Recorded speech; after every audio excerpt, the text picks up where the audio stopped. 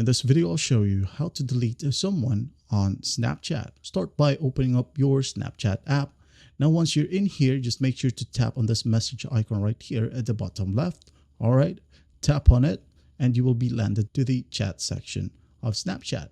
Now, once you're in here, go ahead and select the person that you would want to delete or block, all right, or unfriend. Let's say, for example, this person right here. I'm going to tap on it.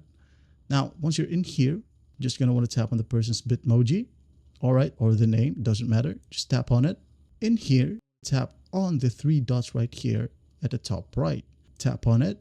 Now in here, you'll have a ton of options. Now, what we would want to tap in here is just basically manage friendship. Tap on it.